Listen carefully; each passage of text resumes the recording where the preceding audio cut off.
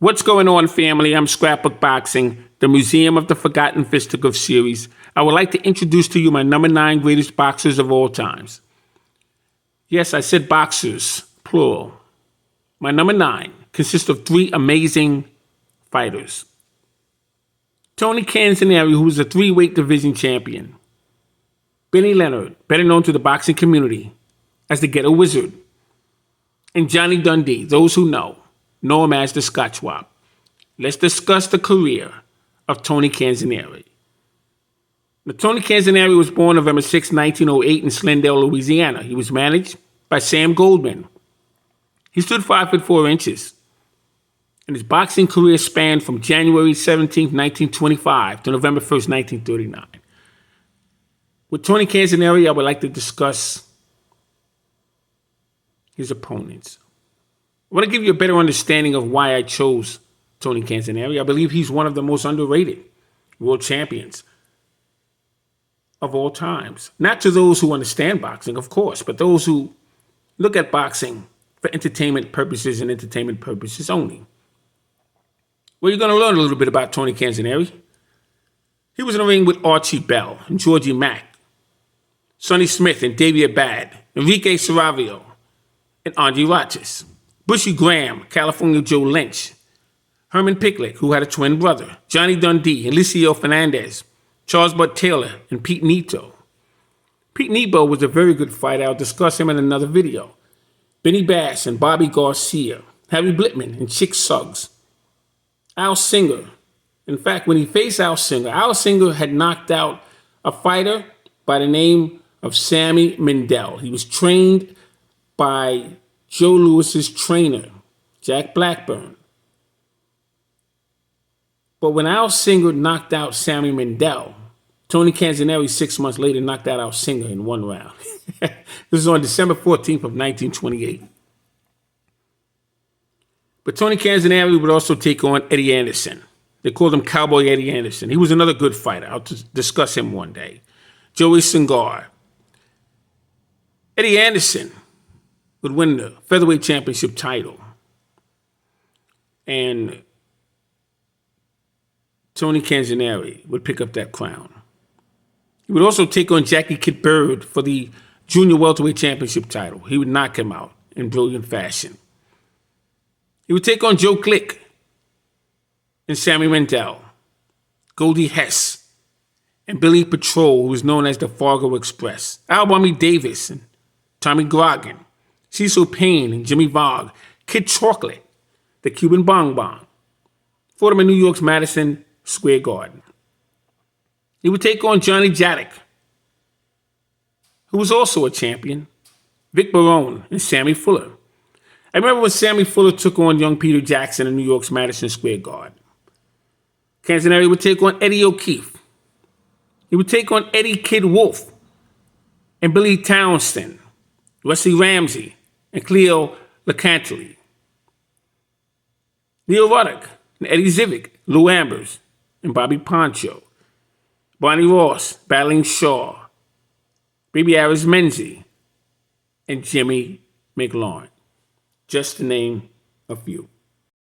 If you're still not convinced, Tony Canzoneri was a holder of 5 world crowns, from bantamweight to junior welterweight. Tony Canzoneri would face Andre Roches November 22nd, 1926 in Brooklyn, New York at the Broadway Arena. He would defeat him in 12 rounds. He would take on Bushy Graham in New York's Madison Square Garden, defeating him in 10 rounds. Charles Bud Taylor, March 26, 1927 in Chicago. He would defeat him in 10 rounds. They would consider it a draw.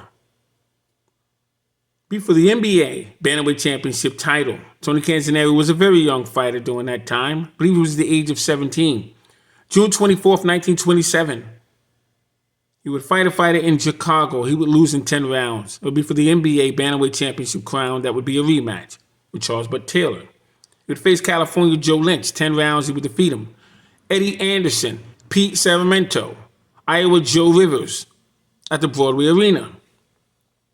He would score a first-round knockout. 1927, October 24th to be exact, Johnny Dundee, New York's Madison Square Garden. He would defeat him for the World Featherweight Championship crown in 15 rounds. Tony Canzoneri would take on Charles Bud Taylor, defeat him in 10 rounds, New York's Madison Square Garden. Finally, December 30th of 27, he would also face Ignacio Fernandez in New York, Madison Square Garden. Ignacio Fernandez was a Filipino fighter, very good boxer, quick with his feet, had a beautiful jab.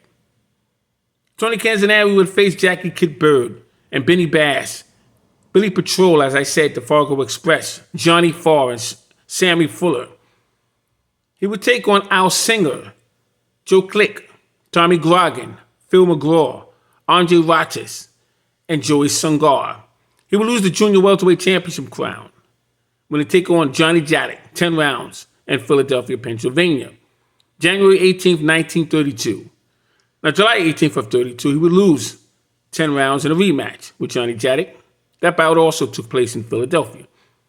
He would defeat Billy Patrol, the Fargo Express, November 4th, 1932. It would be in defense of his World Lightweight Championship crown. The contest took place in New York's Madison Square Garden. If you're not convinced, look up Tony Canzoneri. See his record. See the arenas in which he fought, the time in which he came, the champions that he participated in. I should say championship contests he participated in. A wonderful fighter was Tony Canzoneri. My grandfather saw him fight personally. My father saw him train in the gym. And they can concur that this man was a great fighter. So I have him ranked number 1, along with the next fighter, Benny Leonard. Now, when we take a look at Benny Leonard, who was known as the Ghetto Wizard, his name was Benjamin Lanier. And he was born April 7th, 1896. He was in the Lower East Side. He died April 18th in 1947. He was 51 years of age at the time of his arrest. And he would pass away in St. Nicholas Arena while refereeing a contest. It was his 6th bout that evening. His heart gave out, and he would collapse in the ring. This was in New York's St. Nicholas Arena. He stood 5'5". He was a lightweight, had a 69-inch reach. He weighed about 133 on average. Had a total bout career of 219 bouts, 185 wins, 70 knockouts, 22 losses, and he had 9 draws with 3 no contests, 113 decisions. That was they considered it no decisions, and he was stopped 5 times. Now, he fought from October 14th, 1911 to October 7th, 1932. He had 8 bouts in 1911, 19 bouts in 1912, 16 bouts in 1913, 19 bouts in 1914, 16 bouts in 1915, 24 bouts in 1916, 28 bouts in 1917, 12 bouts in 1918, 25 bouts in 1919, 10 bouts in 1920, 6 bouts in 1921, 8 bouts in 1922. He would take on Johnny Dundee and Johnny Kilbane, Joe Margaret and Frankie Calhoun, Phil Bloom, and Leo Johnson. Leo Johnson was a black fighter who was the lightweight champion in the American Expeditionary Forces along with Gene Tunney and Bob Martin. He was also in the ring with Ted Kid Lewis and Joe Benjamin, Willie Ritchie, and Soldier Barfield, Patsy Cline. He would win the World Lightweight Championship crown from Freddie Welch, New York's Madison Square Garden. That was a 9-round knockout in 1917. Remarkable feat. He was also in the ring with Eddie Wallace, Ever Hammer. Ever Hammer was from Chicago. He was a lightweight. Phil Bloom, Stanley Cork. He won the Philadelphia against Lou Jenkins, who was a southpaw. He was a lanky southpaw. He was one of the best southpaws for many years. So I just wanted to give you a brief idea who Benny Leonard was. Remarkable fighter. My friend Teddy used to tell me about Benny Leonard and tell me how when Benny Leonard came down his block when he was a young boy and they had a parade for Benny Leonard, and he would look out the window, and it was the most remarkable thing that he experienced.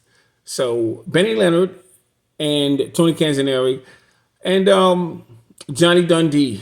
The only thing I can really tell you about Johnny Dundee, I mean, he had so many fights against a lot of the names that I just mentioned, but his name was a Scotch robber. He used to lay up against the ropes, and he would take his right foot on the bottom strand. He had 3 strands at that time, and he would hook it outside of the rope. And he would play the ropes. He knew how to bob, weave, hurry. He would counter off the ropes. A wonderful rope dancer. So Johnny Dundee, Benny Leonard, and Tony Canzoneri, I have number 9 as my greatest fighters of all times. I'm Scrapbook Boxing, Museum of the Forgotten Fisticuff Series. All great fights and all great fighters will never be forgotten. My channel. I want you to look out for number 10. That's going to be the best video. That video is going to highlight boxing history. It's going to let you know this fighter is the greatest fighter of all times. Listen out for this video. And then I have to get back to number 5 as well. But I'll see you in number 10. Be well.